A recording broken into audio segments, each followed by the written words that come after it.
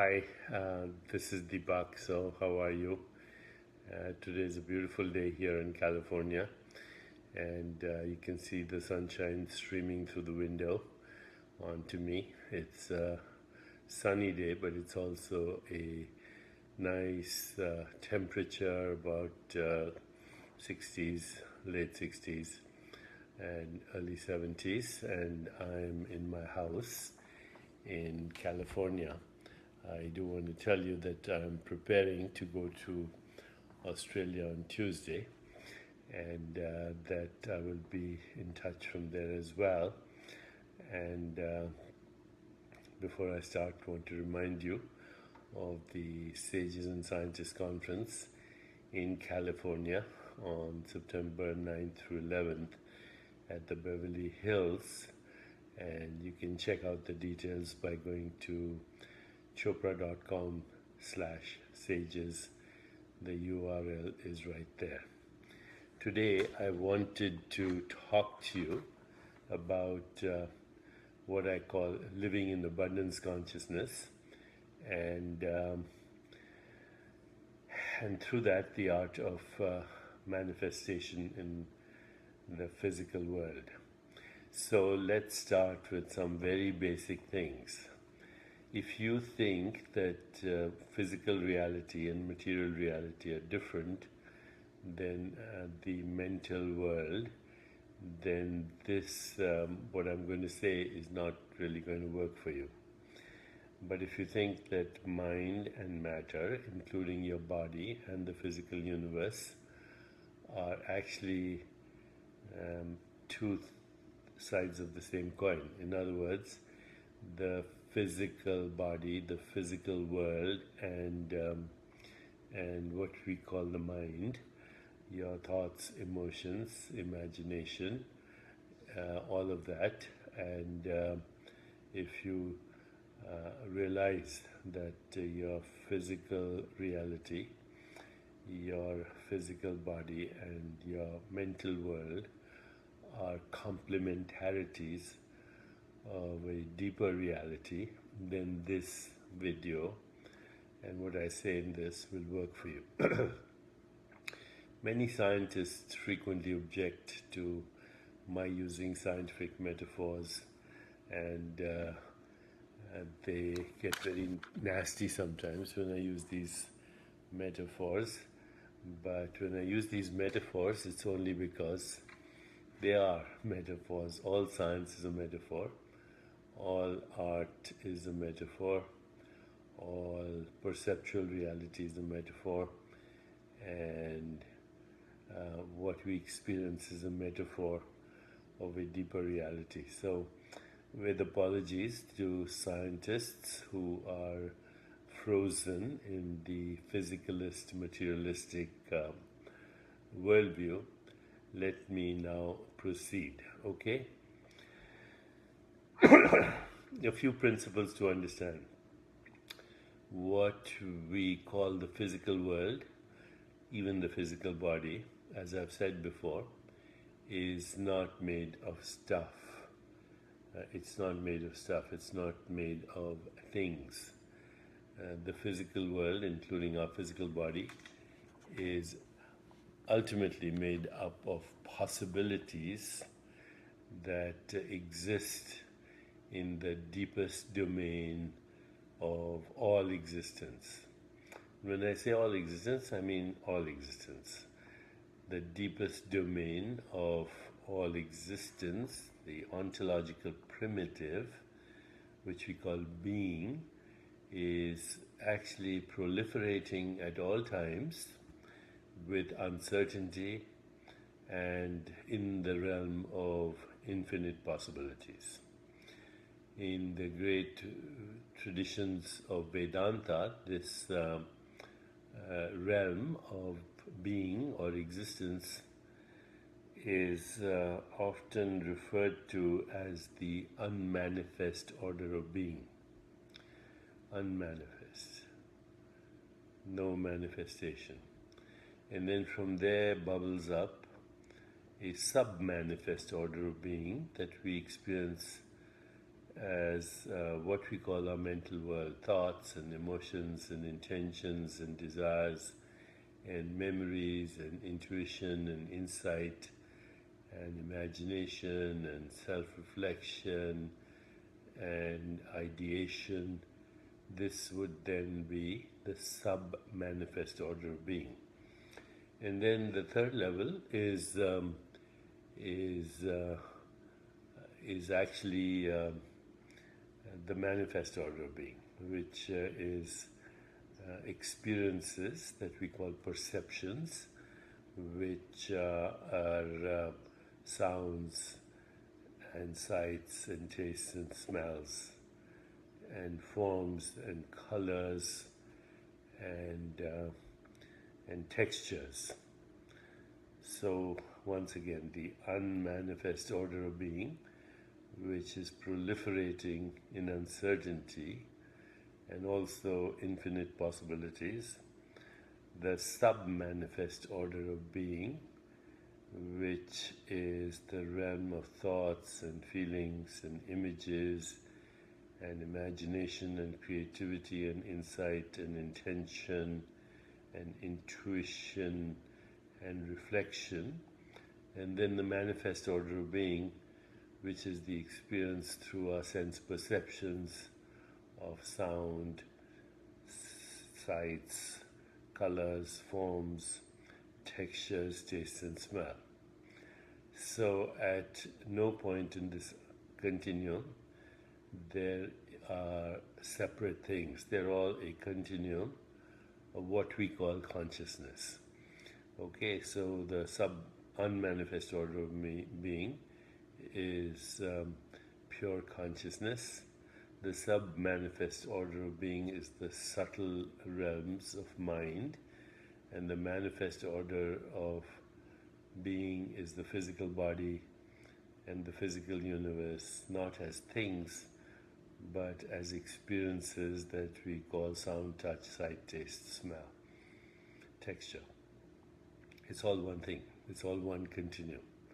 Once you understand that, then of course the secret to manifestation, or what people have also called the law of attraction and so on and so forth, the secret then is to actually live closer to the source. And closer to the source means closer to the realm of infinite possibilities, which is also proliferating in uncertainty and therefore creativity. But in this unmanifest order of being, since everything exists in superposition, there is also synchronicity, there is non-local correlation, and everything is correlated with everything else. So you can see that the source is the most powerful for manifestation. The second most powerful is the level of the mind, particularly if at the level of the mind you're living in a state of love and joy and existence where you feel a sense of connection to all that exists. And the words we use that are actually love, compassion, joy, empathy, peace, equanimity. And then the third level is just a manifestation of that, what we call the physical level. Remember, it's not actually physical in the sense that it's made up of things, it's made up of experiences.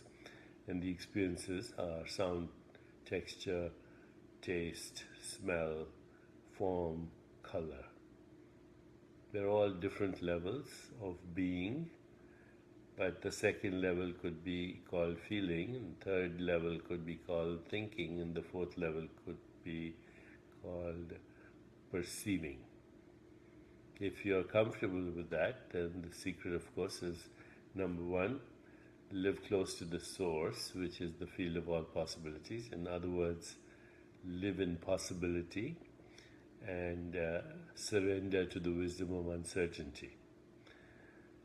Number two, be loving and feel connected to the chain of being. Number 3, exercise the highest level of thinking, which is reflective thinking. Who am I? What do I want? What is my purpose? What is my contribution? What am I grateful for? Gratitude will open the door to abundance consciousness. And other things like what are the best relationships I have? How do I contribute to them? What do I gain from them? And other reflective questions. What can I learn from luminaries in history, mythology, religion? What's my story, etc., etc. But it's all reflective. And then the 4th level is the level of perceptual experience, which is basically what is happening right now to you as you're perceptually experiencing this video and everything else that is happening around you, wherever you are, and also your own body. One continuum. So live in uncertainty, surrender to uncertainty, live in possibility, live in love, live in reflective self-inquiry, and then do what needs to be done in the moment, spontaneously, without concern or worry, leaving the results to the unknown. So this is called yoga in action. Yogast kuru karmani. Yogast means being connected to the source, established in yoga, and then performing action, living in the field of possibilities, and spontaneously moving in the world without anticipation, without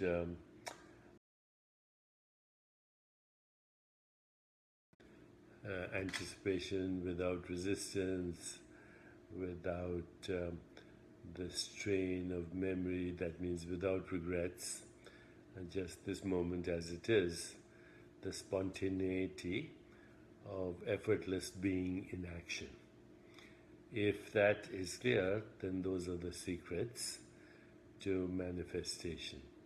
Now, even if we weren't living in this kind of understanding of mind, body, physical world, being one continuum of unmanifest consciousness, I think you can see from a very objective point of view that what we call big things in the universe are made of smaller things, and smaller things are made of more subtle things, particles, and this level, the atomic level, is very powerful, and beyond that is the quantum vacuum of space-time, which is the superposition of all possibilities.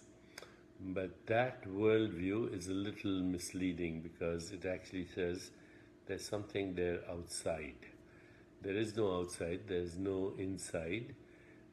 Actually, as far as the universe is concerned, it's one continuum of unmanifest, sub-manifest, and manifest order of being, manifest order of existence. So, some great poets have said this much better. Rumi, for example, says, the whole universe exists inside you. I'll ask all from yourself. And he says, let the waters settle, and you will see stars and moon mirrored in your own being. He says, look at your eyes, they are so small, and yet they see enormous things.